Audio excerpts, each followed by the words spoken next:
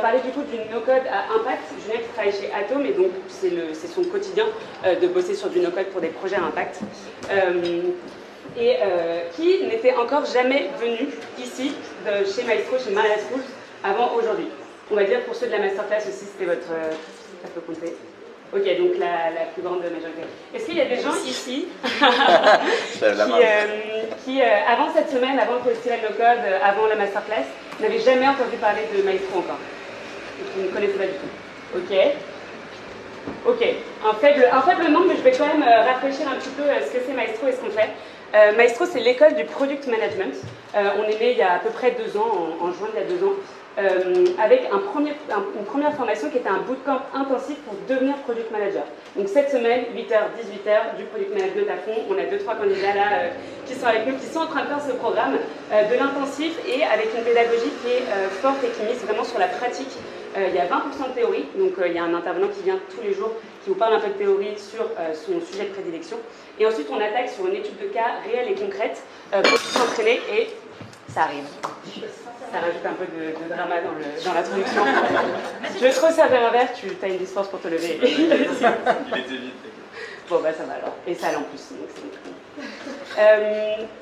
Qu'est-ce que je disais? Ah oui, et du coup, donc, le programme, il est vraiment basé sur la pratique avec l'objectif. En fait, on en est convaincu, et je pense que vous aussi, que pour apprendre, il faut faire, il faut se tromper, il faut tester, il faut utiliser des outils no-code, il faut s'entraîner sur des cas concrets, puis voir comment un peu on s'en sort, et puis c'est à force d'avoir fait qu'on devient bon, et en plus on ne devient jamais vraiment très bon, on peut toujours être encore plus bon, mais bon, ça c'est vraiment toute la carrière. Pour ceux qui ne me connaissent pas et à qui je ne me suis pas présentée, c'est grossier, j'aurais dû commencer par ça. C'est Flavie, je m'appelle Flavie Coupeau, et je m'occupe notamment d'organiser et d'animer les Maestrix, ces moments qu'on est en train d'avoir. Là, on est un peu dans des événements spéciaux parce qu'on a la semaine, le festival du no-code, mais les Maestrix, c'est des événements qui sont tous les mardis, de midi à 13h, généralement en ligne.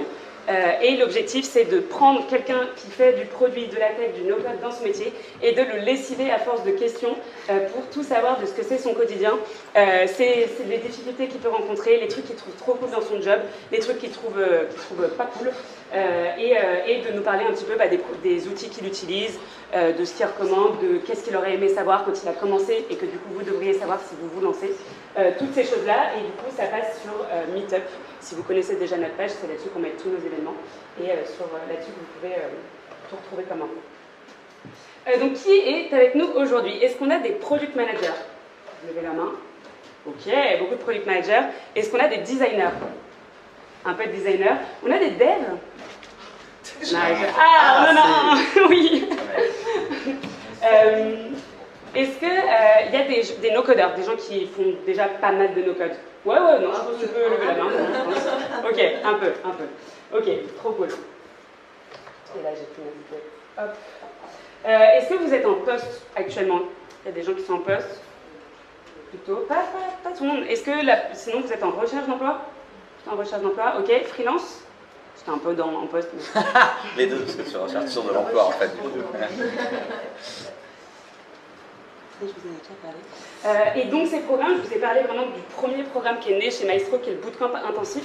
Et en fait, au fur et à mesure d'évoluer, de rencontrer des product managers, de parler avec les intervenants qui viennent à nos programmes, on a commencé à vraiment ouvrir les formations à tous les métiers, toutes les disciplines qui gravitent autour du métier de product manager. Donc ça veut dire du product design, ça veut dire du produit responsable. Et je pense qu'aujourd'hui, il y avait pas mal de monde à la masterclass produit responsable, qui est vraiment une journée intensive pour découvrir vraiment les sujets de la responsabilité autour des produits digitaux.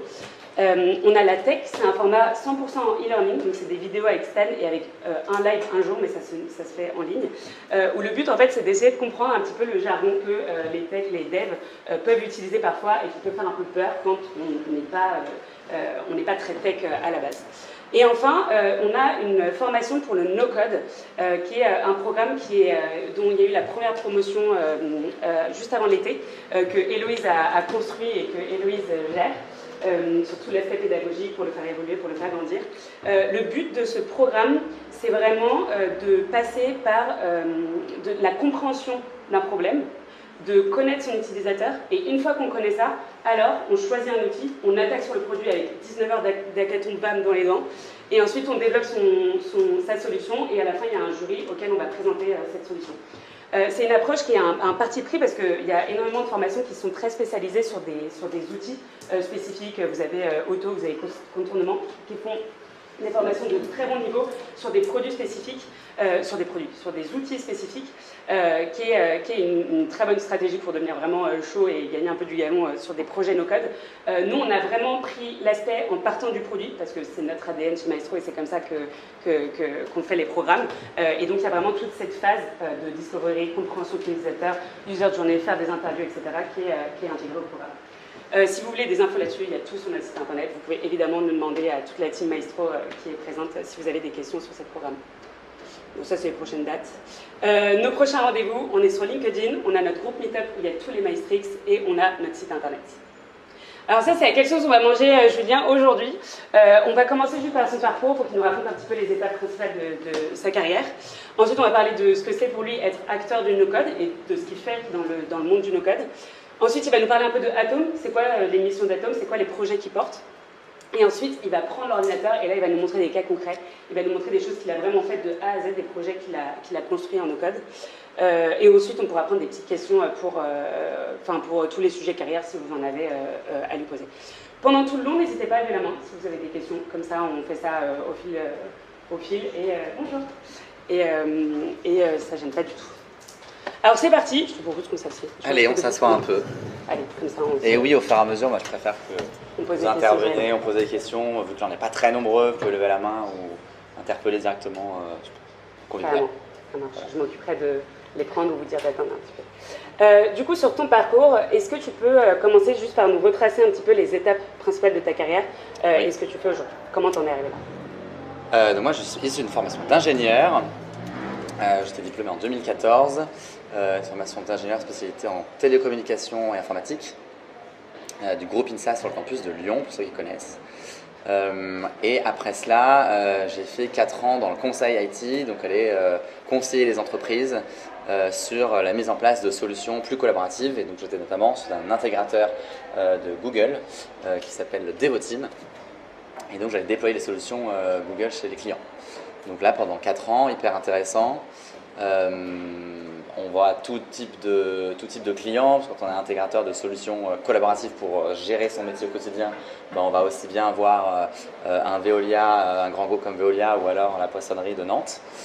Et c'est vrai, j'ai intégré les solutions Google à la poissonnerie de Nantes. Et donc hyper intéressant pour connaître en fait l'entreprise, la dimension entreprise petite et grosse structure. Hyper intéressant à la fois sur les technos Google, puisque c'est des gros technos qui évoluent vite. Et donc il y a beaucoup de choses à apprendre tous les jours. Et intéressant sur le rôle que je pouvais avoir en tant que Google Cloud Engineer, Pre-Sales. J'ai fait un an d'avant-vente aussi, où c'était à la fois un rôle de chef de projet sur des plus gros projets, un rôle de référent produit parce qu'il y avait un produit que je connaissais mieux plutôt qu'un autre, un rôle de formateur, un rôle de mise en place d'une méthodologie d'accompagnement sur un nouveau produit qu'on voulait déployer chez nos clients. Et donc j'ai pu avoir plein de casquettes différentes puisque j'étais dans aussi une petite structure, on était une petite filiale du groupe Devoteam de 70. Et donc là c'était pas intéressant, c'est à la fois être multi-casquette et aller voir multi-entreprise. Donc une très bonne, pour moi une très bonne formation, très bonne école entreprise, on va dire post-formation d'ingénieur pour découvrir tout le monde dans l'entreprise. Okay. Et donc ça c'était... en 2014, je suis sorti d'école et jusqu'en 2018. Je t'ai écrit les dates. Tu as une anti-sèche juste donc, là. j'ai l'anti-sèche là, donc c'est fantastique. Voilà. Et du coup, aujourd'hui... Et alors après, et aujourd'hui, qu'est-ce que j'ai fait entre 2018 et ça peut rejoindre la minute carrière tout à l'heure. En 2018, je me suis dit bon bah c'est fini, là j'ai envie de changer, je quête de sens, à quoi je sers dans mon taf. Au bout de 4 ans à manger, boire, dormir Google, tu te dis bon il y a peut-être autre chose de plus intéressant à faire. J'arrivais pas à me projeter dans ce que je voulais faire sans avoir quitté l'entreprise. J'ai toujours été très corporate, toujours été en train de promouvoir les valeurs de l'entreprise aussi. À tel point que le dernier jour chez Devoteam, je me rappelle être rendez-vous client et d'avoir rendu mon PC à 20h. le dernier jour. Là, à un moment, quand j'ai rendu mon truc, je me suis dit, ah, enfin, en fait, je suis libre. J'avais besoin de me sentir libre et donc de démarrer ma période de chômage qui a duré 6 mois. Et donc pendant laquelle je me suis vraiment senti beaucoup plus libre de participer à des meet-ups comme celui-ci, d'aller à des conférences qui se passent des fois dans la journée, puis à côté de ça prendre soin de moi aussi. J'ai commencé à faire de la course, j'ai commencé à me rapprocher aussi de ma soeur, de mes petits-neveux. Enfin, il y a plein de choses que j'ai pu prendre du bon côté et que j'avais pas le temps forcément de faire avant. Et en fait, pendant cette période-là, j'ai découvert l'écosystème à impact. Donc l'écosystème à impact, on peut appeler aussi l'écosystème de l'ESS, l'écosystème de l'entrepreneuriat social et solidaire. Et donc c'est là que j'ai commencé un peu à baigner dedans et que j'ai rejoint une association qui n'est pas notée là, mais qui s'appelle Make Sense. Est-ce que ça parle à des gens, Make Sense? Oui. Oui, certains. Ok, et donc pour les autres, Make Sense, c'est une association qui existe depuis presque 12 ans maintenant et qui engage les citoyens sur les enjeux de la société. Que vous ayez envie de vous engager sur les enjeux climatiques, que vous ayez envie de vous engager sur la gestion des déchets ou alors sur l'intégration sociale des migrants, par exemple. Il existe des programmes d'engagement citoyen pour vous aider à passer à l'action sur ces sujets-là. Donc l'association elle a grossi et c'est devenu un incubateur, c'est devenu une grosse boîte de conseils auprès d'entreprises pour leur faire prendre conscience des enjeux sociaux et environnementaux. Et donc j'ai découvert cette association-là en courant 2018, donc il y a plus de 4 ans maintenant. Il se trouve qu'ils m'ont dit, ah bah attends, on cherche quelqu'un pour développer l'activité du studio, le Make Sense Digital, la partie digitale de Make Sense. Et donc là, j'ai dit, bah ok, c'est quoi? Pourquoi pas? Et en fait, au moment de l'entretien où j'allais boire un café avec un pote de ma promo de l'INSA, donc de mon école d'ingé, il invite la fondatrice de Make Sense et qui me pique le poste. En fait, je venais pas du tout à un entretien d'embauche au départ. Et en fait, elle me pitch le poste et je dis, ah d'accord, c'est intéressant, mais en fait, laisse-moi du temps pour me retourner. Je connaissais même pas l'asso avant que j'arrive aussi ici. Donc j'intègre un petit peu tout ça, j'essaie de comprendre. En fait, 2 semaines après, je fais l'étude de cas qu'elle m'avait envoyée le lendemain, même le jour même de notre entretien. En partant du verre. Presque pendant le verre, elle m'a envoyé le lien pour que je postule. Et en fait, j'ai mis 2 semaines à me proposer, en me disant, en fait, ça a l'air trop cool parce que c'est un écosystème que je découvre, c'est dans lequel je pourrais avoir de l'impact avec mes compétences tech ou digitales. Et l'idée, c'était d'accompagner les entrepreneurs, les associations, en tout cas toutes les structures qui tournent dans cet écosystème-là sur le digital, sur la tech. Je reviendrai en détail après. Donc je me suis dit, bah, banco, en fait, je cherche du sens avec les compétences que j'ai déjà, j'y vais. Et donc j'ai fait l'étude de cas, j'ai été recruté pendant 1 an par Make Sense et Atome. Et c'est là que je viens avec la transition de ma boîte actuelle, où en fait, Atome est une structure complètement indépendante de Make Sense, mais qui était en partenariat avec Make Sense. On a fait un partenariat, j'étais en gros ressources partagées entre Make Sense, l'association dont je vous ai parlé, et Atome, qui est ma boîte maintenant, qui est une agence de développement web. Et l'idée, c'était de fonctionner ensemble pour répondre aux besoins des entrepreneurs ou des assos sur à la fois la partie com, plutôt design com dans le monde de l'impact que connaît bien Make Sense, et à la fois sur la partie développement web que connaît bien Atome. Et donc j'ai fait ça pendant 1 an, jusqu'à ce que l'équipe, on va dire, bilatérale entre les structures se décompose d'une certaine manière parce que l'ambition de l'association était différente et on ne fonctionnait plus forcément très bien ensemble. Et donc c'est là que je suis arrivé à me dire, en fait, je veux continuer avec les gens qui travaillent dans l'agence web chez Atome. Et donc je me suis mis à mon compte. Et donc je suis à 100% associé chez Atome depuis début 2020. Okay. Oui, du coup, je voulais savoir entre Atome et Make Sense, c'était du mécénat de compétences ou c'était un truc encore différent? Ah non, c'était un magouillage financier.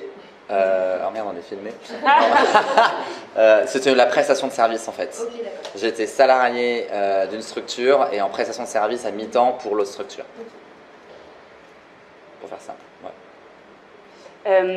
Du coup, oui, là c'est assez clair sur la partie déclic, un petit peu vouloir s'investir plus dans des projets à impact. Donc c'est vraiment Make Sense qui t'a vraiment donné le goût et puis fait passer le premier pas.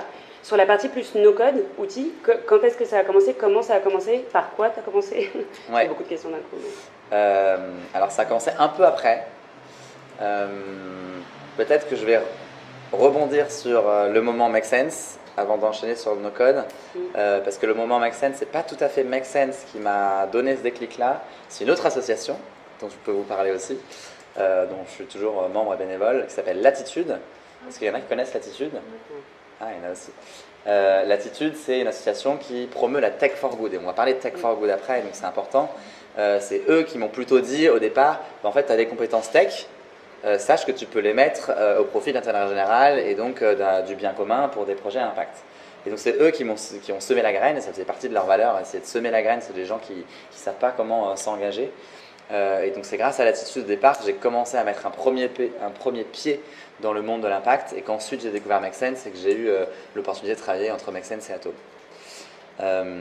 Et donc je vous invite à regarder aussi l'attitude si ça vous intéresse. Et donc ensuite, mon chemin faisant, donc je suis devenu 100% associé chez Atome en 2020. Il s'est passé plein de trucs en interne dans cette boîte. On était 2, puis 3, puis après 4, puis 3, puis 2. Voilà, on n'est plus que 2 maintenant. Je vais passer tous les détails, si vous avez des questions, on pourra en parler après. On n'est plus que 2 associés au sein de la boîte depuis le confinement, depuis la moitié du confinement, donc assez rapidement en fait, mi-2020. Et du coup, vu qu'on travaillait avec Make Sense depuis plus d'1 an, 1 an et demi, on s'est dit qu'est-ce qu'on veut faire de cette boîte-là? Est-ce qu'on veut continuer à travailler ensemble? Est-ce qu'on veut rester dans l'écosystème d'impact? Qu'est-ce qu'on veut y faire? Donc tous les deux, on était dans l'écosystème, on travaillait très bien avec Make Sense, on s'est dit en fait on a envie de continuer à être indépendants tous les deux au sein de cette structure et donc de repositionner un peu notre offre de valeur au sein de l'écosystème en disant on connaît les projets impact, mais on connaît aussi la technique et on va vous aider à développer vos projets web dans cet écosystème-là. Et donc en fait, de par les nombreuses sollicitations, là j'en viens à ta question, on a plein de demandes d'associations, d'entrepreneurs qui se lancent sur un projet, etc., qui nous ont dit, en fait, moi j'ai une problématique là, je réponds à cette problématique de société, que ce soit un impact social, environnemental, hyper intéressant parce qu'on en découvre plein tous les jours. Et pour m'aider, j'ai besoin d'un formulaire, j'ai besoin d'une landing page, j'ai besoin d'un truc tech, mais je n'y connais rien.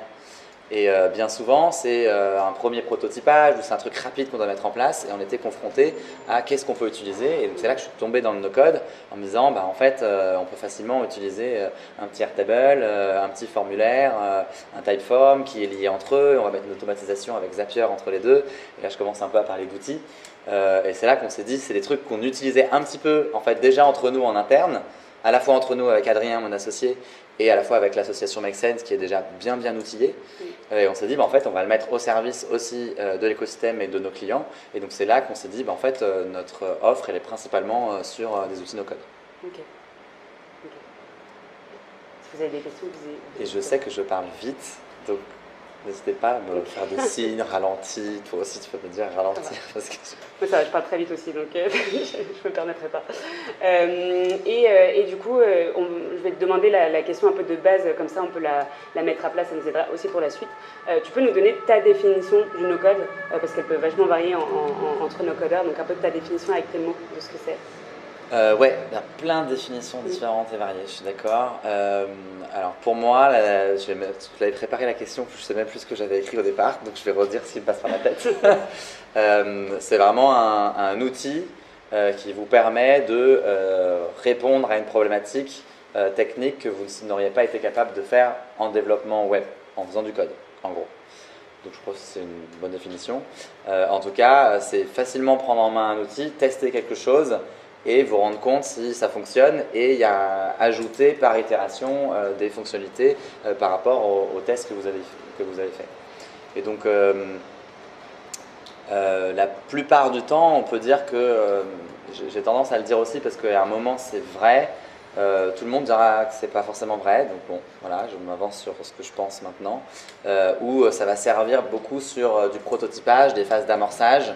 Avant de se dire si on a une vraie traction utilisateur par rapport à l'outil et qu'on a une charge assez importante à soutenir, il y a peut-être un moment, et ça va dépendre des outils que vous allez utiliser, c'est pour ça que je mets des gros guillemets, en fait ça va peut-être plus suffire l'outil no-code en question et c'est là qu'il faudra peut-être passer sur une scalabilité plus importante avec des outils en dev plus importants. Ouais, c'est une vraie question et ça c'est aussi un frein qu'on peut retrouver dans les personnes qui hésitent à utiliser du no-code. Elles se disent non mais en fait après il va falloir rechanger, etc. Ça peut être un frein. On a justement pendant le festival un talk avec Floriane de Women Time qui va parler justement exactement de ça. En fait elle a développé un outil en interne qui est utilisé par tous les collaborateurs et qui est en place depuis 3 ans. Et du coup, là, ils font le passage avec des devs pour avoir l'outil. Et du coup, justement, on va répondre un peu aux questions. Comment est-ce que tu prends cette décision? Quelles questions tu dois te poser avant de lancer ton produit? Et puis, quand est-ce que tu sens que c'est le moment de le passer en dev? Un peu ton ROI par rapport à tes tools développeurs no-code. Mais c'est une vraie question. Après, on a plein d'exemples et de super bons use cases, genre Prelo qui a développé, qui arrive à lever énormément d'argent en ayant quelque chose qui est développé, une tech qui est en no-code aussi. Pour revenir du coup un petit peu sur les outils, c'est quoi ta stack toi d'outils, les outils que tu maîtrises un petit peu et ceux que tu maîtrises le mieux? Ouais, alors ceux que je connais, que je maîtrise le mieux, sont principalement Airtable, donc pour gérer une base de données. Ensuite, principalement dans les outils de formulaire, je l'ai évoqué tout à l'heure aussi, c'est du Typeform. Alors soit le formulaire intégré d'Airtable, soit du Typeform pour aller un peu plus loin. Ensuite, on va avoir l'environnement Google Workspace en général pour aller connecter l'envoi de mail avec du Gmail ou du stockage de documents dans Drive. Et toute la suite bureautique aussi en ligne qui peut être intéressante à connecter. Pour connecter tout ça, c'est des automatisations avec Make, essentiellement Integromat. Il y en a qui connaissent peut-être aussi Zapier. Nous, on a beaucoup plus travaillé sur du Make où on est beaucoup plus libre de faire plus de choses, peut-être plus difficile à prendre en main au départ, mais on peut faire plus de choses. J'en oublie peut-être. Alors après, sur les sites, plutôt des sites vitrines simples, j'utilisais beaucoup, toujours, récemment moins de projets sur site vitrine très très simple, Umso qui est un outil de constructeur de sites très simple, beaucoup plus simple que Wix. Comment tu l'écris? UMSO. On pourra en reparler. Non, j'ai pas d'exemple là-dessus, donc sur cette. Enfin, j'ai des exemples, je l'ai pas préparé, mais je peux vous montrer un exemple. Sur des outils pour faire pareil un site vitrine, mais qu'on veut lier à une base de données pour mettre en lien une base projet. Et là, j'ai l'exemple que je vous montrerai, c'est Softair aussi, qui est un website builder allemand. J'aime bien dire qu'il est allemand celui-là. et ensuite sur des sites vitrines un peu plus complets, on va dire, je dis complet, pas forcément complexe, mais plus complet où on peut aller plus loin sur le design. Là on est sur du Webflow où mon associé Adrien est beaucoup plus Webflow. Il a une base WordPress, il a une expertise de 10 ans de WordPress, et là un peu plus de WordPress, il s'est dit Webflow c'est tellement génial, avec une intégration, il a fait une formation UX UI de développeur et donc ça lui parle beaucoup Webflow. Okay. Voilà, je crois que j'ai mentionné pas mal d'outils déjà. Ouais. Il y en aura peut-être d'autres après, mais oui. Donc tu n'utilises plus WordPress? Et du coup, de moins en moins WordPress. De moins en moins WordPress, mais donc là, ça va dépendre de la demande, ça va dépendre de est-ce que tu veux un site auto-hébergé et que tu veux le mettre sur OVH par exemple. Sur tous les autres outils que j'ai mentionnés, c'est des outils avec un abonnement SaaS qui est hébergé par l'éditeur et donc tu n'as pas le choix de l'hébergement.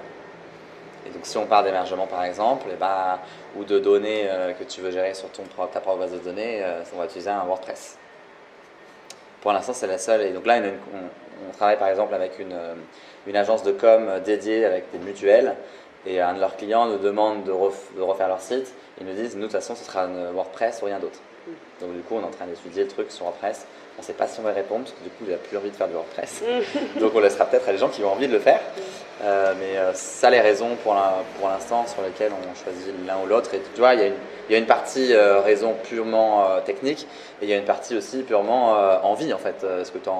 Là, c'est une envie de notre côté, se dire on a envie d'aller sur des nouveaux outils un peu plus stylés qu'un vieil outil. Bon, après, c'est quand même le vieil outil, mais c'est encore le plus utilisé sur plus de, je sais pas, c'est la stat 66% du web, peut-être que quelqu'un connaisse. WordPress, 60%, 2 tiers du web à peu près encore. Donc c'est encore très utilisé, il y a une communauté énorme. Donc quand tu as un dev qui te développe un truc en WordPress, tu vas facilement retrouver quelqu'un d'autre qui connaît WordPress et qui peut maintenir le site ou le développer. Quand tu utilises un nouvel outil aussi no-code, comme Webflow par exemple, la communauté grandit un petit peu, mais c'est assez nouveau. Donc le risque aussi, c'est que en tout cas le no-codeur, le dev te passe entre les mains et que tu ne retrouves pas quelqu'un qui puisse le maintenir. Donc c'est aussi des questions à se poser.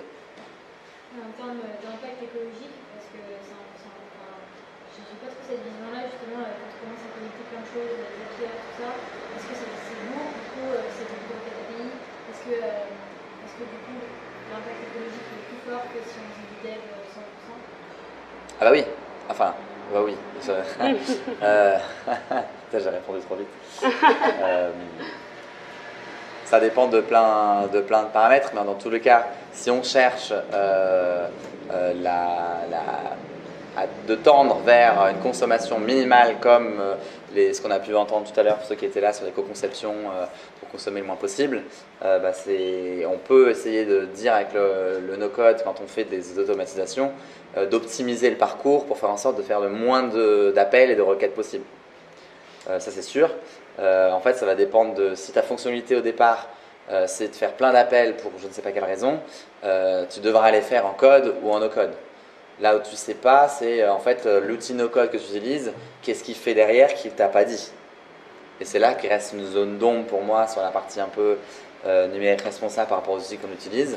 En fait, il y a une boîte noire qu'on ne connaît pas parce que c'est l'éditeur qui maîtrise son code.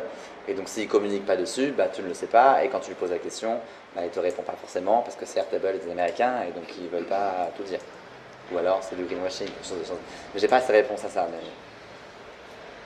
il y a des questions que j'ai pas vues. J'ai fait des apps no-code avec ces technos-là, mais dans l'imaginaire, j'ai l'impression que l'appli qui est développée par l'éditeur, elle est déjà hyper riche et hyper lourde. Donc après, à partir du moment où on l'utilise pour faire du no-code, on génère du code automatique en fait qui est généré par la plateforme parce qu'on voit le code, on a la main pour le modifier derrière. Il y a quand même du code qui est fait, donc on fait ce code en plus de l'app no-code qui est là. Donc j'ai l'impression que c'est forcément plus lourd que si on faisait juste du code à côté. Oui.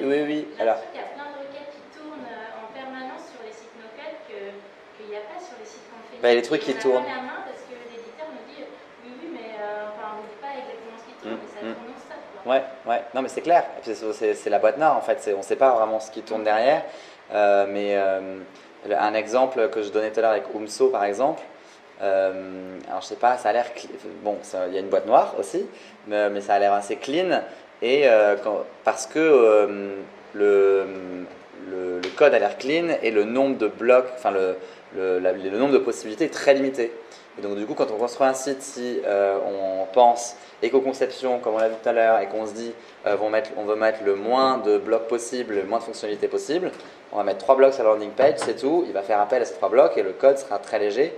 Et il fera peut-être les autres blocs qu'on n'a pas paramétrés et il ne fera pas appel. Mais dans tous les cas, on peut mettre que 10 blocs max.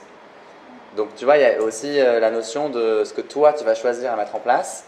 Et donc là, ça va consommer ce que tu as choisi toi de mettre en place. Et ce que tu ne vois pas derrière, ça c'est vrai, ce que tu ne vois pas derrière, faire tourner le back-office, mais que de toute façon, ce back-office-là, il existe pour toi gérer ton site en no-code, mais que tu devras développer toi-même aussi si tu n'existes pas. Donc je ne sais pas, la balance, elle est difficile à trouver, mais en effet, il y a des choses qui tournent derrière, tu ne sais pas forcément. Mais après, je trouve qu'au final, de ce que j'ai compris, moi après je suis pas dev ou autre, mais pour avoir vite fait creuser la question, j'ai pas trouvé de réponse tranchée sur est-ce que le no-code c'est plus ou moins écologique et tout.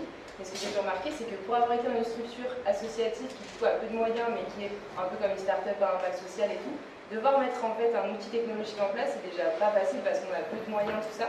Et en fait, des fois, moi je me dis qu'il faut choisir ses combats et sa prio, parce que si en plus d'avoir pas de moyens, et en plus pas avoir de gens en interne et vouloir un outil simple qu'on puisse prendre en main, qui soit efficace, qu'on puisse changer, on rajoute par exemple la variable écologique, qu'on ne maîtrise pas non plus forcément et on n'a pas les ressources, on ne peut pas avoir les réponses facilement, c'est encore plus le chemin du combattant si ce qu'on veut de base c'est donner des outils à nos structures pour qu'elles puissent aussi avoir des outils technologiques et innovants alors qu'elle a une raison sociale et tout, je trouve que c'est toujours plus de barrières et tout, et des fois il faut aussi arbitrer en fait. Je suis complètement d'accord et c'est, je pense, la meilleure transition avec la question que tu allais me poser, non ? Non, je pensais que tu allais rebondir. Non, en fait, non, mais c'est pour moi exactement la réponse, enfin la définition en quelque sorte de la tech for good, où là on choisit en fait de mettre la technologie au service de l'intérêt général, d'une cause, d'un projet, d'une association qui porte des valeurs. Et donc du coup, on peut mettre dans ce prisme-là la partie impact environnemental de l'outil qu'on choisit et donc la partie responsable. Mais avant tout, en fait, je veux d'abord répondre à une problématique, à un impact que moi j'ai au sein de ma raison d'être de mon projet. Et donc du coup, on a besoin d'aller vite avec pas cher, Je reviendrai un peu sur pas cher, il ne faut pas croire que tout n'est pas cher et que tout est facile. Mais du coup, ces outils-là permettent de répondre plus rapidement, en effet. Et donc déjà, c'est difficile à prendre en main. Si en plus on a des outils, comme tu l'as dit, qui sont beaucoup plus simples, beaucoup plus accessibles, et ben, c'est ce que j'utilise. Et c'est pour ça en fait que j'utilise aussi ces outils et que je les pousse parce que c'est ce qui marche, c'est ce qui permet de démultiplier l'impact de mes clients qui ont des projets à impact direct. Et surtout que je sais que tous ces outils-là, pour les associations, du coup, ils ont des tarifs spéciaux pour les associations. Exactement, c'est clair. Et aussi, ça dépend. Je sais que par exemple, si c'est une asso effectivement qui est sur l'écologie, ça vaut le coup de se poser la question. Mais nous, par exemple, c'était une asso pour l'égalité des chances. Donc c'est vrai que notre but premier, c'était de faire en sorte, je sais pas, d'améliorer l'orientation des jeunes. On se disait, si on peut améliorer l'orientation des jeunes et qu'on va aller plus vite avec un petit no-code, bon, ça vaut le coup de se dire c'est quoi notre raison d'être un peu, quoi. Ouais, complètement. C'est la distinction un peu que je fais entre Tech for Good et numérique responsable, autoconception de l'avant. Dans tous les cas, il faut choisir ses combats. Le message que tu viens de dire, c'est exactement le message que je porte aussi. Il faut choisir où est-ce que tu mets le curseur. À partir du moment où tu en es conscient, là où c'est mon rôle aussi chez Atom, de sensibiliser sur ok, là tu es conscient que toi, ta problématique à laquelle tu veux répondre, c'est ça. Voici aussi ton ambition, voici ta maturité sur le marché. Il faut prendre aussi en compte ces éléments-là. Voici ce qui existe comme outil. Voici ce qu'on pourrait faire si on prend le prisme écologique aussi ou minimiser l'impact environnemental de ton site. Maintenant, il y a aussi ça qui existe. Voici ton budget que tu as aussi. Ah, tu as ce budget-là. Bon, avec ce budget-là, je peux te proposer aussi cet outil-là, no-code, qui est beaucoup plus simple, beaucoup moins cher. En plus, la rééducation, tu l'as dit, il y a beaucoup de rééducation sur les associations qui sont faites. Bon, il y a un moment, tu fais tes choix. Et à partir du moment où tu as fait tes choix en pleine conscience, on ne peut pas tout gérer de front d'un coup, sinon, je crois qu'on le disait encore tout à l'heure, sinon on ne créerait rien, on ne ferait même pas de tech, on ne ferait pas de site, on ne ferait rien du tout, si on voulait être complètement seul. Donc, mais ouais, en effet, c'était un peu lié à la question que j'avais en tête, mais tu as un petit peu répondu. Du coup, c'était quoi les manières d'avoir de l'impact dans son projet? Et du coup, il y a tant sur la tech, il y a tant sur les valeurs, il y a tant sur ta mission. Donc en fait, c'est ça, quoi. C'est assez multiple. Et du coup, pour reprendre ce que je disais rapidement, c'est ça. C'est moi, je me focalise d'abord sur les projets qui ont une raison d'être à impact. Je vais vous en montrer quelques-uns. Avant de me dire, je vais absolument faire un site éco-conçu. Ouais. Cela dit, j'en parle pas forcément systématiquement, mais la plupart du temps et de plus en plus, parce que j'ai une casquette aussi numérique responsable, et donc du coup, ça rentre assez naturellement dans le type d'accompagnement que je fais auprès de n'importe quel client que j'accompagne. Mais après, au final, la discussion finit toujours par choisir où est-ce que je positionne le curseur par rapport à ma conscience de tout ce que tu m'as dit. Et du coup, chez Atom, est-ce qu'il vous arrive de refuser des clients parce que vous considérez qu'en fait l'investissement de votre temps ne sera pas à la hauteur de l'impact qu'ils vont avoir ou qu'a leur projet?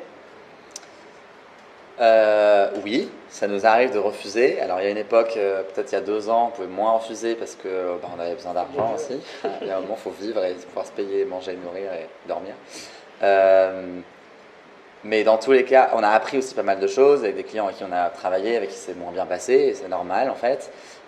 Et donc du coup, c'est plus, pas tant sur... en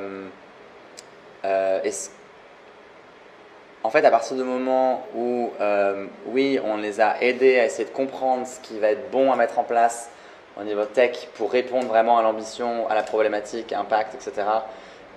C'est plutôt si la posture de la personne en face du client ne va pas dans notre sens et il est borné, etc. Il y a un moment, en fait, c'est la phase de cadrage qui n'aboutit pas et au final, on dit, en fait, nous, on ne peut pas t'aider.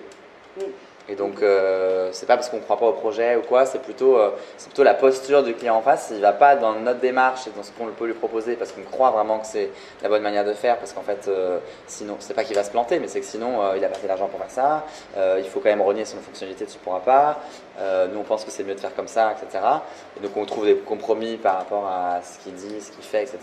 Mais si à un moment, on ne trouve pas d'affinité aussi et d'affect avec le client, j'aime beaucoup parler de nos partenaires en fait. Bon, on parle de clients parce qu'on est dans le business, mais en fait il y a beaucoup d'affect qui se crée dans les relations clients que j'ai et c'est vrai que c'est quand même principalement, on va dire, des plus jeunes générations et on a quelques clients des plus anciennes générations, je ne sais pas si c'est le bon terme, on s'en fout, et qui se lancent aussi dans des projets et qui parfois avaient plus de mal à comprendre un peu la démarche de nos codes, de prototypage, de tester la fonctionnalité, il fallait faire par itération. Et je te parle de ça dernièrement, la semaine dernière, où on a accompagné deux entrepreneurs qui sont tous les deux dirigeants d'une entreprise depuis 30 ans et qui se lancent à deux dans un projet, un side project. Et on leur a créé tout leur outil avec une stack technique de Airtable, Typeform, Google, Integromat et tout lié entre elles pour faire un process automatisé. Et en fait, on en est arrivé à résoudre des bugs de temps en temps parce qu'on met en place une structure automatisée, mais en fait, tu n'as pas forcément étudié tous les cas. Et c'est une première version prototypée, donc c'est normal en fait qu'il y ait de temps en temps des bugs. Donc il y a des alertes d'un outil qui te dit ah ça marche plus, ah ça marche plus, bah, il faut regarder. Et donc vu qu'on a réalisé le prototype, bah, c'est nous qui regardions, on répond à la demande, mais les porteurs de projet ne s'intéressent pas forcément au produit. Et donc dès qu'il y a un bug, c'est à nous d'aller regarder. Et donc du coup, bah, on va regarder parce que c'est notre client et qu'on veut pas que ça impacte ses clients ensuite directement. Donc bah, voilà, on va regarder. Mais donc du coup, il y a un moment où il faut comprendre que dans nos codes aussi, tu as besoin d'un support ou d'un service client de gérer, en fait, de maintenir les outils, les interconnexions, les automatisations que tu as fait. Et c'est pour ça qu'on lui a parlé cette semaine de ce sujet-là, où c'est bien de penser aussi d'internaliser ou d'avoir quelqu'un de technique en interne, même si tu penses que c'est du no-code et tu n'as pas besoin de dev, c'est pas vrai, tu as besoin de quelqu'un au moins qui maîtrise les outils et la configuration que tu as faite. Sinon, tu es dépendant du prestat ou de la personne qui l'a développé pour toi. Et donc nous, on n'aime pas être dépendant en tant que support, maintenance des outils qu'on a développés. Notre objectif, c'est de t'aider à configurer les bons outils, la bonne stack par rapport à ce qu'on a compris de ton besoin pour faire en sorte qu'on réponde à ta vraie problématique d'impact. Et ensuite, on t'autonomise sur les outils pour que tu puisses facilement les prendre en main. C'est l'objectif aussi du no-code. Et qu'en plus, tu puisses facilement alimenter en contenu, peut-être faire des petites évolutions. Tu vas prendre en main Airtable, tu vas devenir expert et tu vas ajouter une colonne toi-même et tu vas faire évoluer toi-même ton proto ou ta première version. Mais là-dessus, moi j'ai été confrontée exactement au même truc et c'est vrai que c'était super compliqué de droit à l'erreur, en fait, se dire en fait on essaye, c'est un MVP, c'est fait pour être amélioré. Et quand les structures n'ont pas les moyens en interne d'avoir quelqu'un, c'est vrai que c'est délicat. Et même de dire en fait le but c'est d'autonomiser, c'est là un peu la puissance du no-code, je trouve, c'est de dire bon, c'est pas accessible à tout le monde direct, il faut se former un peu, mais tu peux quand même facilement monter avec ton outil. Mais je sais pas si tu connais aussi No Code for Good, Bien sûr. propose un peu justement des freelances et tout ça, à des prix un peu moins J'en fais partie. Ah ok, d'accord. Ouais. Parce que typiquement, moi j'avais proposé ça à ma structure en disant bon, on n'est pas dans le bon état d'esprit pour continuer à faire évoluer l'outil. Si on veut pas que le MVP serve à rien, bah quitte à avoir quelqu'un, en fait appelle un externe qui viendra de temps en temps, mais ça nécessite effectivement des petits updates, c'est pas clé en main, on appelle un service quand ça va pas qui nous résout tout, quoi. C'est un autre état d'esprit en fait. Ouais, il y a les petits updates ou les petites évolutions, les petits besoins que tu peux avoir, ou là, s'il n'y a personne interne qui le gère, bah, fais appel à quelqu'un qui connaît un peu les outils. Et il y a, moi je parlais beaucoup plus du bug fonctionnel qui existe et qui d'un coup, ton produit s'arrête parce que c'est tout interconnecté, il s'arrête. Et donc, ton zap est pété, ton intégration est pétée, ton Airtable ne tourne plus ou ton mail automatique est pas parti. Et ça peut avoir, je sais pas, ça dépend de l'outil et de la fonctionnalité qu'il y a derrière, mais ça peut avoir un impact sur tout ton business par rapport à ton projet. Et donc, s'il n'y a pas quelqu'un qui réagit rapidement dans la journée, ça peut être un peu embêtant. C'est un peu la crainte dans les grosses boîtes, c'est-à-dire que moi où j'étais c'était Microsoft. Du coup, tu fais ton app, Microsoft fait une évolution sur la plateforme de no-code, ton app elle marche plus quoi. Et donc si tu peux pas résoudre rapidement, puis avant d'avoir quelqu'un chez Microsoft qui peut t'aider, il faut s'accrocher quoi. Et le support Microsoft pour les avoir au téléphone c'est un peu la galère quoi. Donc du coup, c'est au-delà de se dire je fais l'app, qui va la maintenir, qui va être au top de toutes les nouveautés Microsoft, qui livre toutes les heures là, pour suivre si ça n'a pas pété le site, et après réagit et corrige le bug et tout, et c'est chaud. Et quand tu as un problème, trouver un expert qui connaît la dernière version de la Power Platform pour débugger le truc, t'as pas intérêt que l'app elle soit critique quoi. Et en fait, c'est un peu la crainte des grosses boîtes, c'est que faut faire sur les apps non critiques parce que tu es tellement dépendant de l'éditeur. Mais la force de la grosse boîte, c'est que tu peux avoir quelqu'un dédié pour gérer cette app. Oui, mais cette personne dédiée, faut qu'elle s'accroche pour suivre les personnes. Comme dans tout métier, il faut s'accrocher, non? Non, mais les non, je sais pas. Microsoft, c'est-à-dire qu'en interne, ils ne savent même pas ce qu'est déployé sur leurs propres outils. Donc, pour le coup, pour Ok. savoir. Et du coup, le truc, c'est qu'on se dit que si on va développer nous-mêmes, les développeurs qui sont là vont savoir faire, alors que là, généralement, on se dit que si on a moins de budget sur un projet, on va faire du no-code, et du coup, il n'y a pas de personne dédiée sur cette app. En fait, parce que c'est une app qui a été faite un peu low cost, quoi. Oui, d'accord. Et que si on avait quelqu'un de dédié, on prendrait plutôt un dev, une techno connu dans la boîte, quoi. Avec des backups, et avec quelqu'un qui est là pendant les congés de l'autre CPR. Parce que du coup, là, c'est le prisme du low cost, du pas cher qui est pris pour la boîte, pour dire on fait un truc pas cher. Mais donc, du coup, j'imagine que c'est pas une app critique, si c'est le cas. Ou en tout cas, même si c'est le cas et qu'en plus c'est un truc pas cher, c'est pas forcément la bonne stratégie à avoir. Et moi, c'est plutôt le prisme de l'approche de prototyper un truc, un nouveau process qu'on va mettre en place, mettre dans la grosse boîte, en testant un petit outil et voir comment on peut le déployer. Est-ce qu'on est capable, nous, à notre échelle, en tant que grosse boîte, de supporter ça sur des outils no-code qu'on a utilisés, ou alors faisant un dev spécifique et mettons l'argent où il faut. Mais je crois plus au petit prototypage en interne dans les grands groupes. Et alors, j'ai pas du tout l'habitude, donc je sais pas. Et peut-être que d'autres pourront mieux répondre que moi. Mais c'est un côté très frustrant pour les métiers, c'est-à-dire que tu vas leur mettre un prototype qui va marcher pour 300 utilisateurs, ça leur aura rien coûté parce que je l'aurais fait le soir et le week-end pour que ça marche. Ouais. Et après, une fois qu'ils vont dire on peut passer à 30 000 collaborateurs, bah là on va leur dire ouais alors c'est la DSI qui va prendre le projet en charge et ça va mettre 8 mois et ça va coûter 200 000 €. Et là ils vont dire ah bah non mais est-ce qu'avec le week-end là ça a marché en fait. Et donc il y a un côté hyper frustrant quoi, pour l'avoir vécu. Enfin, je sais pas quoi dire, le métier en face. C'est une vraie démarche pédagogique, je pense, à avoir et qui est compliquée. Comme on essaie de sensibiliser un plus grand nombre sur les enjeux climatiques, écologiques, il y en a encore plein qui sont peut-être pas au fait de tout ça. Et c'est pas moi qui l'ai dit, c'est Jean-Marc Jancovici la semaine dernière qui a dit c'est un projet titanesque, rien que le fait de vouloir sensibiliser la terre entière aux enjeux climatiques. Donc juste sensibiliser. Et donc pareil, la pédagogie pour sensibiliser que les outils no-code, ça ne résoudra pas tous tes problèmes et qu'on ne pourra pas scaler à 300 utilisateurs, 300 000, je ne sais plus comment c'était. C'est pareil, c'est de la pédagogie. On peut, mais vu le prix des licences Microsoft, non.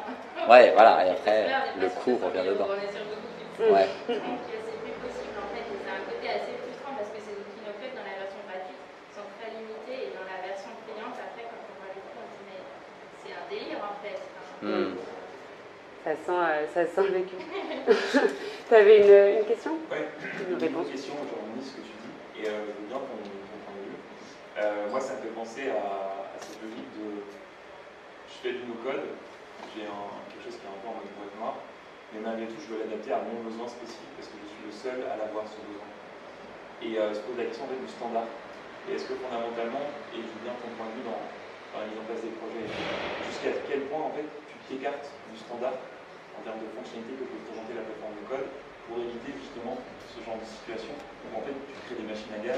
On a eu un débat autour de Salesforce, pour moi c'est le même sujet, c'est pareil. même si on n'est pas sur le même scope et les mêmes périmètres, mais malgré tout, c'est en no code jusqu'à quel point est-ce que tu peux t'écarter du standard et éventuellement éviter ce problème d'être entre deux MVP en fait. Un MVP qui qualifie un besoin et un MVP qui permet de scaler.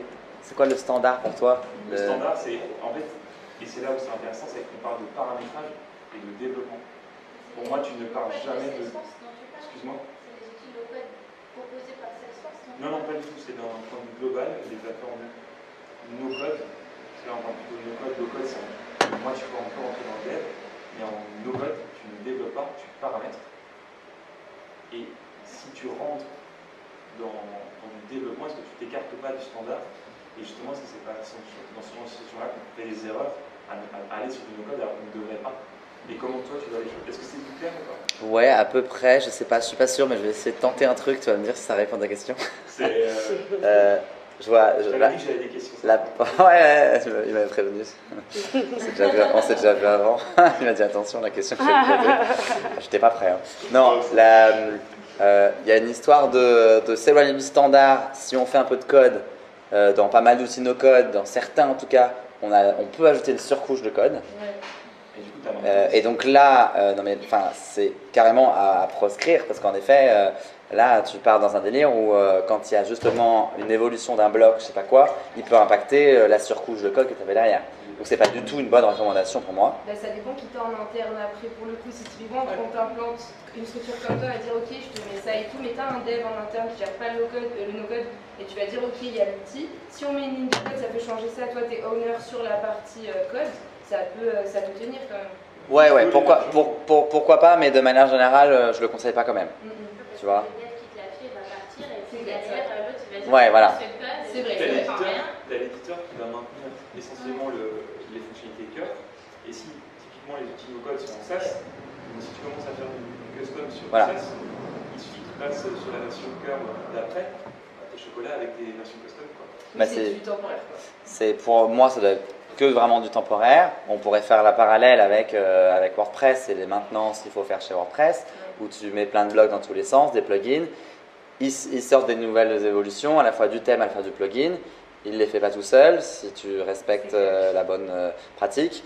Et tous les 3 mois, 6 mois, en fonction de la taille de ton projet, etc., il faut refaire la review de toutes les évolutions de tes plugins et de ton thème, s'assurer qu'il n'y ait pas d'impact sur le code éventuellement qui est ton WordPress ou qu'il n'y ait pas d'impact d'un plugin à un autre, etc. Donc une vraie maintenance WordPress, ça prend du temps et ça a un coût aussi. Et donc un peu là c'est un peu la même idée c'est la même idée mais tu as un éditeur qui te pousse automatiquement une mise à jour de fonctionnalité, donc tu n'as pas le temps de faire une maintenance, une vérification des reviews, des évolutions. Donc c'est en ça que c'est un peu dangereux.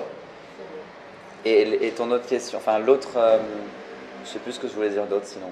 À quel moment je m'éloigne du standard? Ah oui, et l'autre point auquel je voulais répondre, c'est peut-être pas vraiment ta question, mais ça m'a donné cette réflexion-là.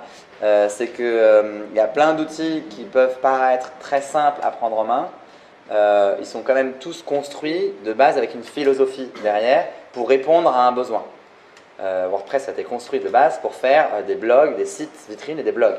Donc quand tu dis je veux faire un e-commerce sur WordPress, il y a 10 ans on en faisait, enfin plus, j'en sais rien, mais voilà, de base l'outil n'est pas né pour ça. Et en fait il y a des plugins qui sont nés, des WooCommerce, des extensions, et tu peux faire mais de base l'outil n'est pas né pour ça. Airtable, notre exemple, Airtable est né, c'est une base de données. Et donc ça apparaît en fait un tableur Excel, ce n'est pas un tableur Excel. Il a été construit avec la philosophie technique derrière d'une base de données de base avec des tables, des relations entre des tables, et donc il est construit comme ça. Et donc tu peux avoir, c'est une de mes recommandations aussi, c'est ne pas prendre en main un outil comme si tu pensais le connaître tout de suite. Essayer de faire des formations avant, voir des vidéos, des tutos qui t'expliquent comment il fonctionne, pour bien comprendre la philosophie de l'outil et pour pas ne mal le prendre. Et c'est là en soi que j'ai compris ta question, tu peux t'éloigner du standard, parce qu'en fait si tu le prends mal en main, tu respectes pas le standard entre guillemets de l'outil de pourquoi il a été construit, et tu peux facilement, et j'en vois beaucoup et tous les jours, des bases Airtable qui sont faites n'importe comment. Et du coup tu t'y perds complètement et ça n'a plus aucun sens ce que tu as construit avec ton outil. Non, je veux dire que c'est là où ton métier est important en termes de... Ouais. Bien sûr, exactement, mais complètement, ouais, bien sûr. Ça, c'est un échange aussi très fort sur lequel a pas mal insisté Stan pour ceux qui étaient au live de Cindy. C'est que vraiment, en fait, tu choisis. En fait, tous les outils ne sont pas bons pour faire n'importe quoi, enfin pour faire tous les projets que tu veux porter. Et que du coup, il y a vraiment ce besoin de d'abord avoir compris le problème de ton utilisateur, avoir défini la solution vers laquelle tu veux aller, et ensuite seulement te dire, ok, quel est l'outil qui répond le mieux à ça. C'est pour ça que moi, je me rends compte quand on fait de plus en plus d'événements là sur le no-code. Dans le chat, il y a énormément de questions sur, mais entre cet outil et cet outil, tu recommandes quoi? Et parfois, c'est des outils qui sont quand même assez éloignés. Donc en fait, il y a vraiment ce besoin de dire, mais en fait, ça dépend. C'est quoi ton problème? En fait, pose-toi la question dans cet ordre-là. Écoute, merci beaucoup. On arrête un petit peu les questions là. On va passer sur la partie cas concret parce qu'on a déjà pas mal avancé. Et du coup, je vais te laisser prendre le. Ça, je me lève un peu. Oui, en plus, tu te dégourdis les jambes, c'est pour le mieux. Tiens, il y a un petit verre d'eau là si tu veux. Et juste, je vais te mettre le petit micro là. Et en fait, je vais passer sous le fil.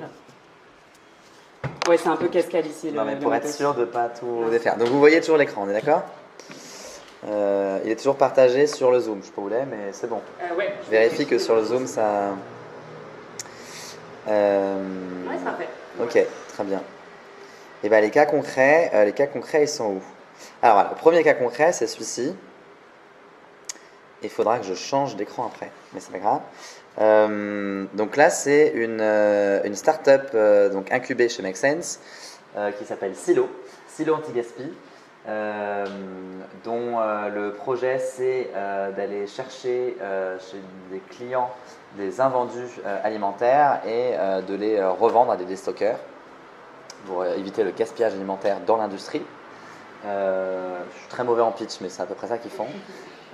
Et du coup, on s'est intéressé à leur problématique d'aller à la fois travailler avec des gens dans l'industrie qui sont très peu tech et qui ont besoin de répondre à une demande de silo, qui a des produits qui sont arrivés par ses clients et qui doit répondre à des demandes d'achat de ces déstockeurs.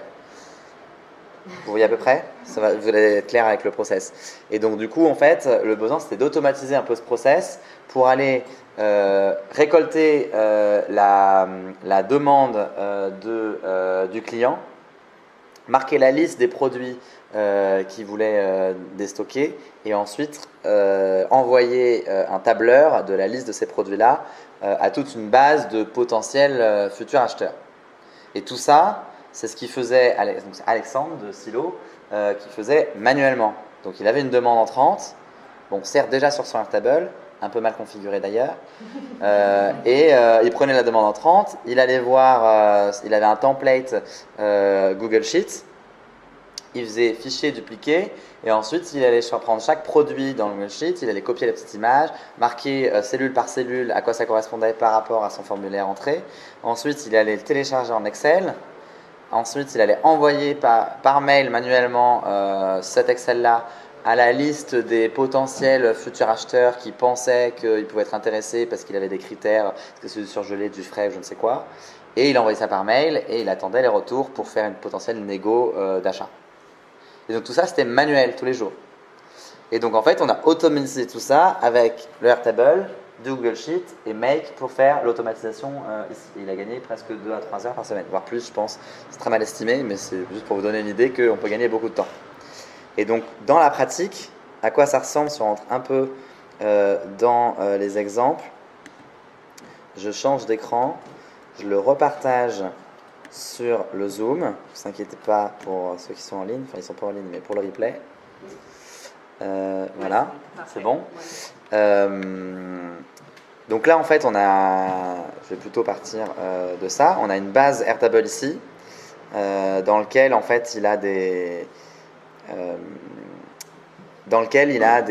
affaires en fait, qui sont rentrées dans une table affaires. La base Airtable n'est pas encore complètement très clean. Je vous avoue qu'on s'est concentré sur l'automatisation du process qui était assez urgente et on n'a pas encore tout revu le bon fonctionnement de la base. Mais en gros, voilà, il y a des demandes qui arrivent d'un client et donc là, c'est un pack de bières. Il y a une blonde, une IPA, une bière ambrée. C'est dans un type d'aliment de type ambiant, c'est une boisson, c'est alcool. Donc c'est plusieurs critères qui sont définis par le formulaire que lui il rassemble sous un lot. Donc là c'est un lot avec un numéro. Et ensuite, quand il a rassemblé ça sous un lot, ça vient créer une ligne dans la liste des lots ici. Et en fait, on lui a automatisé un petit bouton ici qui s'appelle voir l'offre. Et en fait, il va cliquer sur voir l'offre ici. Je ne sais pas sur quoi je clique, je suis en prod, donc j'espère que tout va bien. Alexandre, si tu me regardes en replay. Et donc, du coup, je clique sur voir l'offre et donc, du coup, automatiquement, ça lui a créé le Google Sheet avec la liste. J'ai pas pris le même lot que tout à l'heure. C'est plus les bières, là, c'est les biscuits apéro. De la marque Was the Hemp, le poids, les unités. Donc là, toutes les données dont il a besoin pour faire sa négo. Et à la fin, en fait, il y a une partie offre, et donc c'est là que le futur acheteur va pouvoir, les déstockeurs, faire une offre de rachat. Et donc en fait, pour l'instant, on ne l'a pas automatisé jusqu'à la réponse via un formulaire pour répondre en ligne, parce que justement, c'est des personnes dans l'industrie qui gèrent encore du mail via du Excel, et qui ne savent pas trop faire avec les outils. Bon, pour l'instant, on n'a pas envie de les brusquer, en tout cas ces clients, tout d'un coup. Et donc du coup, on leur génère ce document-là en Excel et il clique sur faire une offre qui va permettre de le télécharger en Excel et donc de répondre en Excel et de l'envoyer par mail à Alexandre. Pour l'instant, on en est là dans le process. Et donc pour générer tout ça, on a utilisé Make. Donc là, je ne vais pas forcément rentrer dans le détail, mais que ça peut être un process plus ou moins simple dans lequel on va aller chercher la donnée Airtable, dupliquer dans Google Drive le bon template, On va relister les onglets dans le Google Sheet. Là, en fait, on va supprimer aussi les lignes qui sont vides pour faire en sorte d'avoir le Google Sheet le plus light possible aussi. Et on va le mettre dans le dossier client, etc. Il va retrouver ça dans son Google Drive, où il va avoir la liste de ses clients avec le document qui a été généré. Donc ça, c'est le process Integromat, Make, pardon, qu'il faut dire, qui génère en fait tout le déstockage.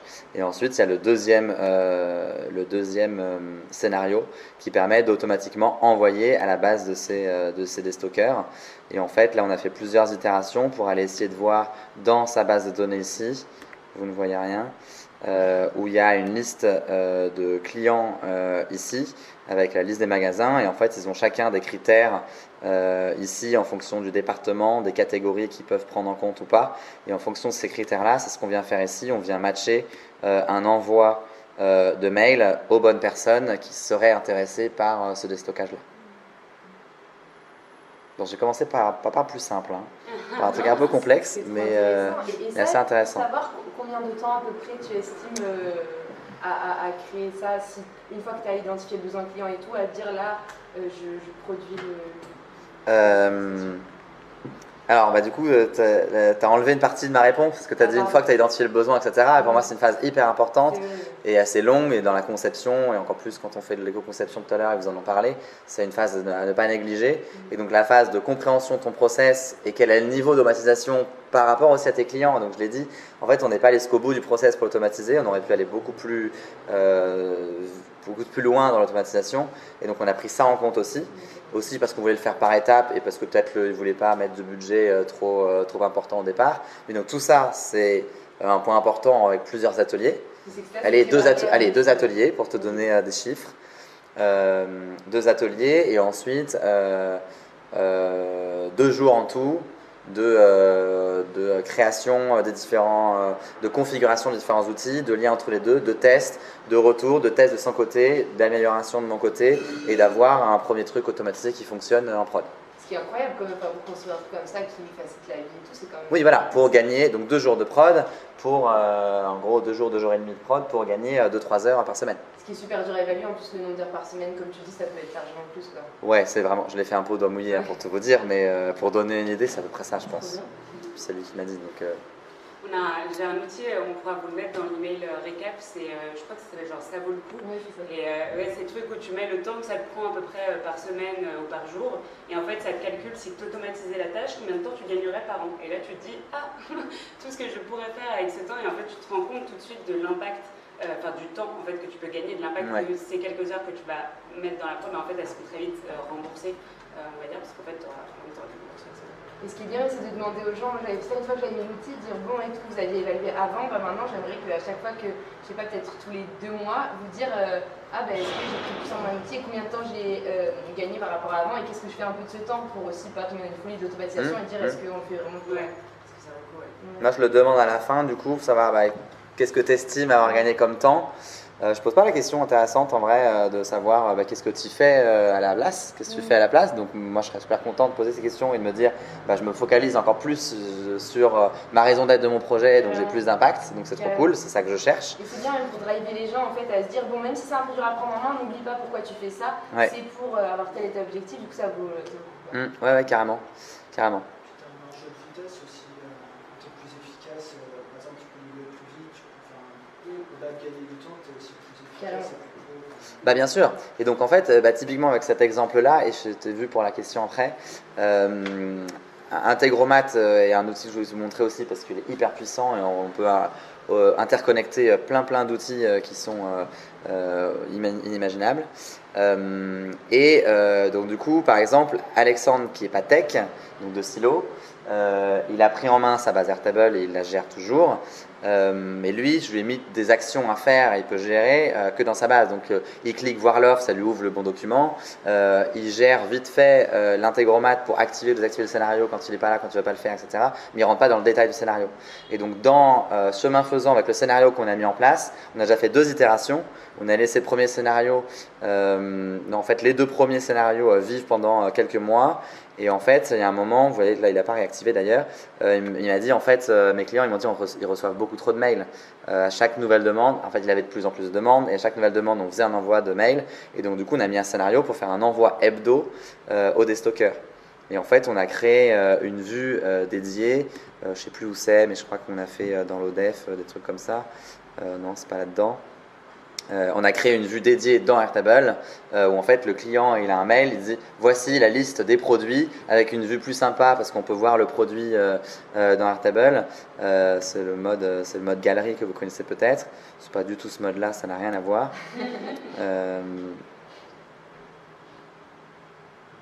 Là c'est les formulaires. Qu'est-ce qu'il en a fait? Bon, c'est pas grave. Et donc voilà, on a fait une itération en plus là-dessus pour essayer de fluidifier un peu plus le process. Et là, du coup, répondre à un besoin qu'on n'avait pas forcément identifié, où il y a eu beaucoup plus de demandes et on ne s'est pas rendu compte qu'en fait, ils allaient recevoir beaucoup trop de mails.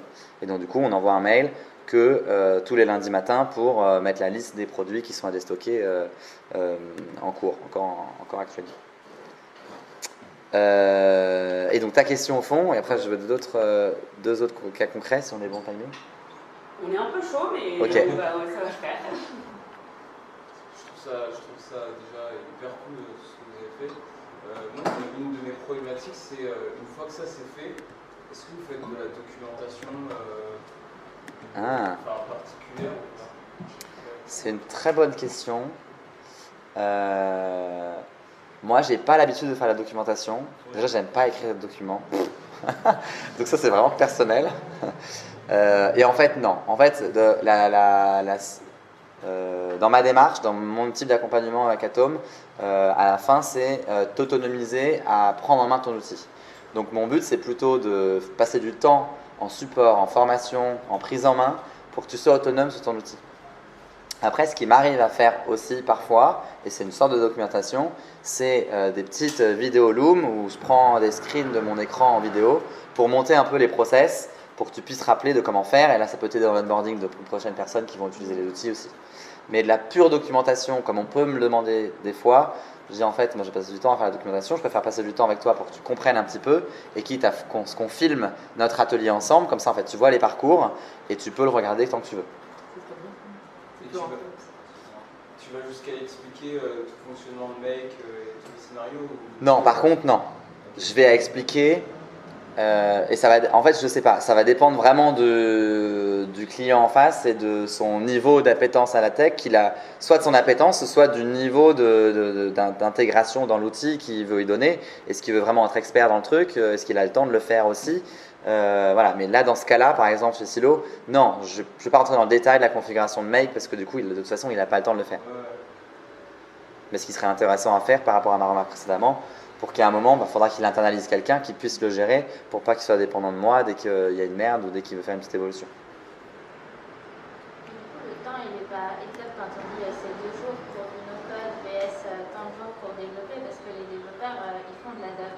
Ils font tout un tas de choses pour industrialiser et tout ça. Donc, en fait, Ouais. c'est un peu biaisé quand on dit c'est 2 jours au lieu de peut-être 3 semaines en dev, parce que les devs, ils ont une charge de documentation, de passation, d'industrialisation, d'architecture. Alors, dev au niveau grosse structure dont tu parles, Ouais.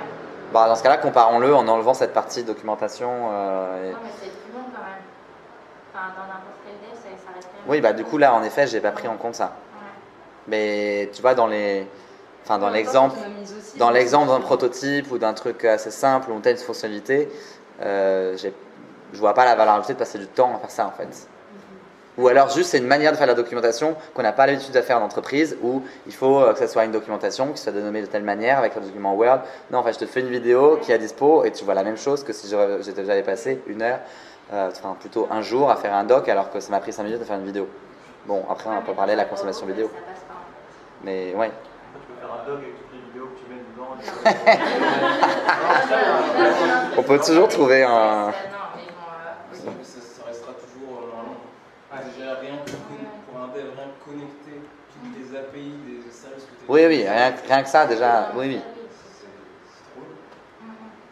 Alors un autre exemple que je voulais vous montrer, c'est le cas d'usage d'Enactus France, qui est une association que j'ai accompagnée l'année dernière. Il y en a peut-être certains qui connaissent Enactus. Non, oui. Enactus, aussi une organisation qui accompagne les plus jeunes lycéens, mais aussi les étudiants et aussi les organisations, les entreprises, sur démystifier un petit peu l'entrepreneuriat social, c'est quoi le monde de l'impact. Et donc ils ont un programme étudiant dans lequel certaines personnes, des formateurs Enactus, interviennent dans des lycées. Et donc on va en fait leur faire un projet en tant qu'étudiant, enfin en tant qu'élève lycéen en seconde, première ou terminale, pour leur dire c'est quoi les ODD, c'est quoi le développement durable, quelles sont les problématiques autour de toi dans ton quartier et quelles solutions tu pourrais mettre en place. Et en fait on crée un projet à impact avec eux durant l'année. Et en fait pendant la période Covid, il se trouve qu'ils n'ont pas pu faire la restitution où ils font par région avec les lauréats qui viennent pitcher leur projet. Et donc du coup, ils se sont dit qu'il faudrait qu'on crée une plateforme sur laquelle on peut mettre la liste, valoriser les projets des différents lycées, des différentes régions qui sont représentées, peut-être un système aussi de vote pour que ça soit un peu ludique et qu'il y ait un prix du public pour qu'on puisse voter pour le meilleur projet. Et donc c'est ce qu'on a mis en place ici avec Airtable et Softair, que je peux vous montrer en live parce qu'il existe encore ce site qui est là. Et donc ça c'est un Softair, et donc c'est un site vitrine très simple où on peut mettre une bannière, 3 entrées pour parler du concours, comment se passe le concours, et là je tombe sur une page qui explique comment se passe le concours, donc c'est vraiment très très simple. On a mis une image qui explique le parcours. La puissance de l'outil, c'est du coup de l'avoir intégré avec Airtable. Et donc c'est ça le plus important dans la plateforme, le site ici, c'est que du coup j'ai ma base Airtable qui est automatiquement interconnectée avec mon site web, donc mon outil Softair ici. Et donc quand je mets à jour un projet, le projet est mis à jour de manière synchronisée avec la plateforme. Et donc je choisis en fait sur quel libellé et donc derrière quel champ de ma base de données je veux pouvoir filtrer. Je les paramètre ici, et donc là j'ai que tous les projets de Hauts-de-France par exemple, dans le système, dans l'ODD éducation et qualité. Et du coup je me demandais, quand tu travailles sur du front comme ça, qui a plusieurs données, et que ta donnée à côté elle bouge, elle évolue, par exemple ta caméra est en train de la saisir, la fréquence de mise à jour, tu la règles comment? Ah non, mais la construction, on l'a fait avant la prod, avant le pouce en prod. Oui, mais là, ils postent par exemple des projets sur le site, ça va remplir la base de données, ensuite ça va être affiché. Oui. Ah, le temps? Ouais, la fréquence d'actualisation, pour pas faire des actualisations inutiles. Ouais, c'est une très bonne question. Je sais pas si Softair, tu peux choisir le temps. Il y a un truc avec le pricing, je crois, par rapport à ça, que selon ce que tu choisis, tu actualises plus ou moins souvent la donnée, non? Ah, possible pendant pricing, très bonne question. Je crois qu'il y a par rapport au nombre de requêtes du coup, que tu fais. Tu as un nombre de requêtes max en termes au niveau d'abonnement, c'est vrai. Et c'est pour ça que des fois, le choix des outils se fait aussi par rapport à ça. Genre, est-ce que tu as besoin d'actualiser la donnée tout le temps, combien de requêtes ça fait? Il est lié au nombre, dans les abonnements, il est lié au nombre aussi de records Airtable que tu peux venir faire afficher ici. Donc lié aussi au nombre de requêtes que va faire Softair pour aller te faire afficher ta ligne Airtable. Mais j'ai envie de dire que c'est quasi instantané. Enfin, c'est de l'ordre de la demi-seconde ou de la seconde pour l'affichage, et c'est en temps réel. Mais ça peut être hyper intéressant si on pense consommation et conception comme on a vu avant, éventuellement de proposer, je pense que le Softair ne le fait pas, mais te dire moi j'ai pas besoin que ça soit mis à jour en temps réel, parce que tu as ta clé API qui est collée, et donc en fait dès qu'il y a une modification, eux ils font du temps réel, donc tu pourrais très bien te dire moi je veux choisir que ce soit mis à jour toutes les heures. Non mais en fait ça se trouve j'ai même pas vu la fonctionnalité parce qu'elle existe, je pense pas, mais ça pourrait être intéressant en vrai. Enfin, c'était ça ta question, hein? Oui, c'est comme ça, donc voilà un exemple de Softair. Est-ce qu'on a le temps pour un dernier exemple? Vous voulez plutôt des questions? Un dernier exemple sur un autre outil que je n'ai pas parlé qui s'appelle Glide. Ah oui. Un dernier, mais juste on ne prendra pas de questions sur celui-là, et comme ça tu nous présentes un petit peu comment tu as fonctionné, puis ensuite on passe à la question. Ok, très bien. Eh ben, non, je voulais présenter parce qu'en plus on l'a sorti en live il y a 2 jours. Le live de cette appli, c'était il y a 2 jours, qui l'a plutôt orienté sur une appli mobile. On n'a pas parlé d'appli mobile. Il y a des outils no-code qui permettent de faire facilement, simplement des applis mobiles. Et donc je ne l'ai pas mentionné dans les technos aussi tout à l'heure parce que c'est la première première fois qu'on utilise Glide, et c'est hyper cool. Et l'idée c'était pour le client qui s'appelle Pro Bono Lab, qui favorise l'engagement des citoyens sur des enjeux de la société, un petit peu comme Make Sense, mais plutôt acteurs d'engagement auprès des jeunes, et donc qui sont Ils sont partenaires de Cache Business School pour qui ils ont réalisé un parcours d'engagement des élèves quand ils arrivent à l'école pour leur proposer les associations qui sont dispo sur le campus et donc un petit parcours ludique pour réaliser des défis en équipe et donc du coup découvrir un peu les assos qui existent sur le territoire. Et donc du coup avec l'ingénierie pédagogique on va dire de sensibilisation qu'a Pro Bono Lab, nous on a accompagné Pro Bono Lab pour du coup le mettre en musique avec une application mobile pour que ça soit accessible facilement pendant toute la journée. Et donc tous les étudiants pendant la journée étaient en équipe, réalisaient différents défis et pouvaient facilement puis l'appeler, dire moi j'ai réalisé tel défi pour tel asso et donc j'ai gagné tant de points. Et il y avait un concours entre Bordeaux et Marseille. Et donc ça c'est Airtable lié à l'outil Glide. Je peux vous le montrer en vrai parce qu'il est encore live. Il est ici. Qui a gagné entre Bordeaux et Marseille? On va le voir, je ne me rappelle plus. Ah. Je ne sais pas si c'est encore affiché. Campus Bordeaux-Marseille. Si je clique sur Bordeaux, 4547 points. Et Marseille, 2341. Donc c'est Bordeaux qui a gagné. Ouais, en plus, c'est marqué qu'on a fait un objectif atteint en dessous. En fait, en plein milieu de la journée, je me souviens, c'est pas moi qui suivais, c'est Adrien, mon associé. En plein milieu de la journée, il y avait déjà un objectif à atteindre par campus. Ils étaient déjà à 120% de l'objectif, 145% de l'objectif, ils avaient déjà atteint l'objectif. Donc, ils ont revu l'objectif en plein milieu de la journée. Pour se dire, ça va pas, ils ont explosé. Et il y a eu, je crois, plus de 5000 défis réalisés en une journée par quelques centaines d'étudiants. Donc, ça a trop bien marché. Et nous, c'est la première fois qu'on utilisait Glide. Et il y avait des grosses questions en dernière minute mais en fait, on va quand même avoir des centaines d'étudiants qui vont utiliser l'application en même temps.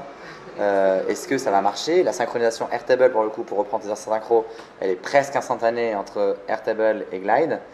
Non, là, pour le coup, ça dépend du setup, mais tu as une possibilité aussi de la forcer et d'attendre quelques secondes. Et on s'est dit, mais est-ce que ça va être à jour assez vite en temps réel? Est-ce que ça va être maintenable avec autant de personnes, etc. Bon, finalement, ça l'a fait. Et donc, ça s'est bien passé. Donc, voici un exemple d'autres outils no-code qu'on peut utiliser pour faire une app mobile hyper stylée. C'était combien en tout entre les deux campus? Mais j'ai dit quelques centaines parce que je ne me rappelle plus. Mais je crois que c'était 800 en tout. Donc peut-être 500 et 300 ou peut-être moitié-moitié, je ne sais pas. Un truc comme ça. C'est une app qui est publiée sur les stores avec Campus Pro Bono sur Android et iOS? Alors pas tout à fait, c'est une app à laquelle tu peux accéder via un lien et en fait c'est une app que tu vas installer sur ton écran d'accueil, donc c'est en fait une web app on va dire, voilà c'est ça qui apparaît sur ton écran de ton téléphone que tu télécharges pas du store. Glide pour le coup c'est un outil qui est bien recommandé pour tester, te faire un mini projet et tu te prends 2-3 heures pour le faire à fond et en 2 heures tu as vraiment ton app qui est prête. Donc c'est un truc qui est vachement recommandé pour faire un premier projet. Tu as vite la satisfaction qui arrive face au résultat. Écoutez, merci beaucoup. Merci Julien. Merci. Merci.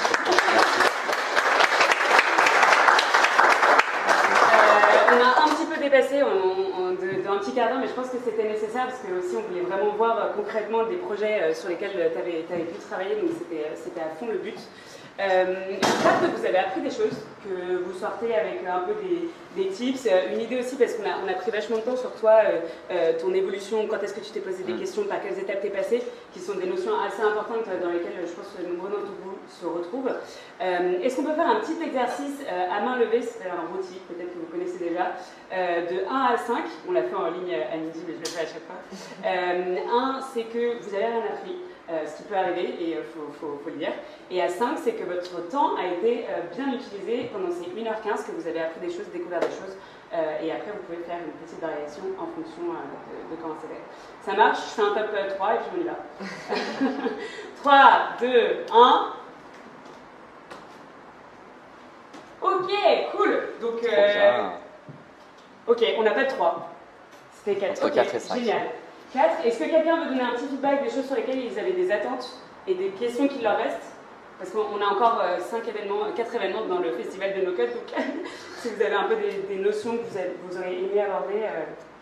C'est juste pour les outils utilisés, donc il n'y a pas une volonté, puisqu'on est quand même dans le, si j'ai bien compris, la l'impact positif énergétique et tout ça, mais il y a aussi le côté GAFA, Google, etc. Est-ce qu'il n'y a pas une volonté justement comme les autres qui sont dans le domaine d'utiliser les open source, les outils équivalents de l'open source? Ouais. Et bah, pour répondre très très vite, en fait, ça fait écho à la réponse de tout à l'heure où en fait on a besoin de des outils qui fonctionnent rapidement, qui sont interconnectés entre eux et qui répondent en fait aux problématiques d'impact qui sont urgentes. Et donc du coup on utilise plutôt ces outils-là que d'autres. Et côté casquette numérique responsable ou outils souverains, etc. En fait, on demande que ça, qu'il y ait des outils no-code français qui se créent. Mais où sont les développeurs qui développent les outils no-code français? Je ne sais pas. Il existe un outil, c'est un petit frère d'Airtable qui s'appelle TimeTonic, qui est français, qui existe depuis 2 ans, peut-être 3, je ne sais pas, en version bêta depuis, peut-être plus bêta depuis moins d'1 an. Mais on est à des années-lumière d'Airtable encore. Donc on a beaucoup d'attentes parce qu'on connaît beaucoup d'outils américains qui sont très bons. Et quand on a des petits outils français, on est tout de suite déçu. Mais peut-être qu'il faut revoir aussi à la baisse notre fonctionnalité, nos attentes. Donc c'est une vraie question. Hein. C'est pas que des outils français, je veux dire, des outils ou d'autres outils open source. Ouais, complètement. Mais c'est une vraie question à se poser. Donc là, l'association en question, etc., elle doit quand même s'abonner à Airtable, etc. Ah, il faut prendre des abonnements. Oui, bien sûr. Et à chaque fois, c'est des abonnements avec des licences. Dernière question, pour le premier use case que vous avez présenté. Ouais. Vous avez facturé combien? Pas en argent, mais en charge pour ce client? Pour silo anti-gaspi?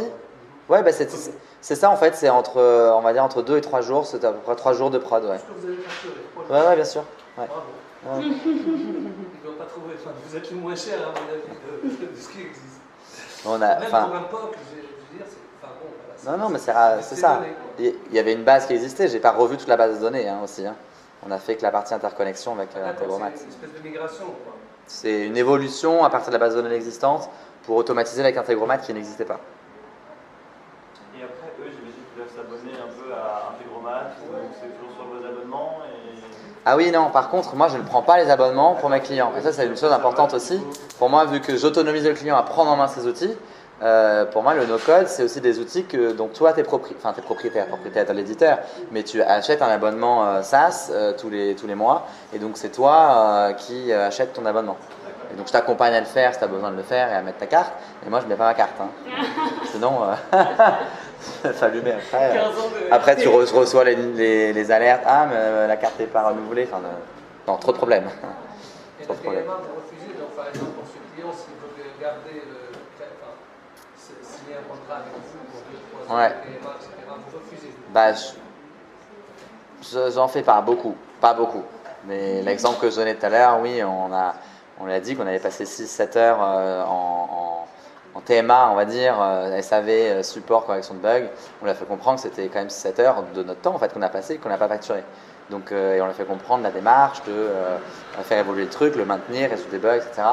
Donc bah oui, on va essayer de se faire payer pour ça, mais de base, on essaye plutôt d'autonomiser le client sur son outil. Je demandais ce qu'on s'attendait à voir et en fait, je pense qu'il y a un point qu'on n'a pas abordé qui pourrait être cool pour le festival de code, je pense que c'est prévu, c'est pourquoi on fait du numérique. Je disais que c'est surtout pour prototyper, j'ai l'impression que justement ça c'est un sujet qu'on aborde. On pourrait commencer par expliquer en fait dans quel cas on le fait, pourquoi on le fait, comment on mesure dans le cadre du prototypage en règle générale. Pourquoi le no-code c'est meilleur que le dessus. Et en fait quand on parle de no-code, j'ai l'impression qu'on parle de comment on l'implémente et pas dans quelle situation c'est utile. Carrément. Mais ça c'est quelque chose qu'on a un peu abordé avec Stan ce midi et qu'on abordera encore une fois beaucoup avec Florian. Les questions que tu te poses, dans quel cas de figure, comment tu fais, pourquoi, comment tu pèses les pour et les contre, c'est quoi tes arguments à poser dans chaque balance, parce que c'est sûr qu'il y en a, et on l'a vu là en plus dans les différents témoignages, c'est pas toujours la meilleure solution. Mais quand ça l'est, c'est accessible, rapide, c'est un énorme gain de temps quand on sait ça. Mais merci pour ta remarque. Et merci beaucoup.